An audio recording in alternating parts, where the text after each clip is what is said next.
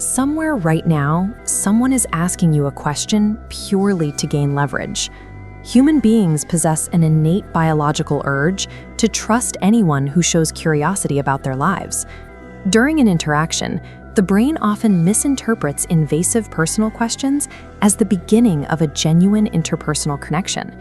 This uncontrollable reflex leaves you entirely vulnerable to anyone looking for a way past your psychological defenses. The most dangerous psychological traps thrive in the quiet spaces of everyday, casual conversation.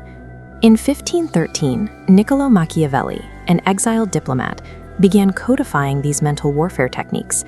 While history often associates him with ruthless monarchs, he was actually mapping the power dynamics found in modern offices and personal relationships.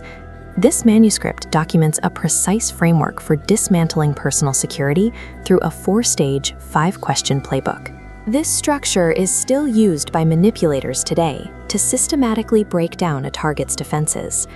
Without an awareness of these 4 stages, you are already participating in a game you don't know you're playing.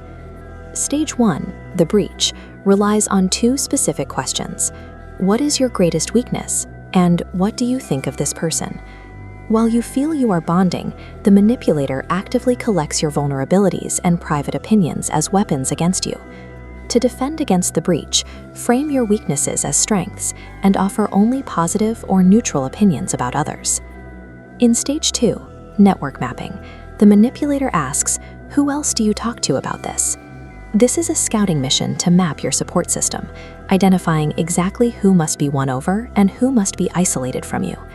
To defend your network, withhold all specific names and conclude the conversation with vague pleasantries. These first 2 stages turn your own mind and social circle into tools for their advantage.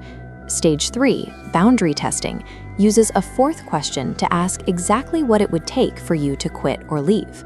Stating a breaking point grants the manipulator a permission slip to apply intense pressure just a fraction of an inch below that absolute limit. The only safe response is a calm, highly ambiguous answer that makes mapping your true limits impossible. Stage 4, poisoning the frame, shifts to direct attacks using absolute terms like always and never.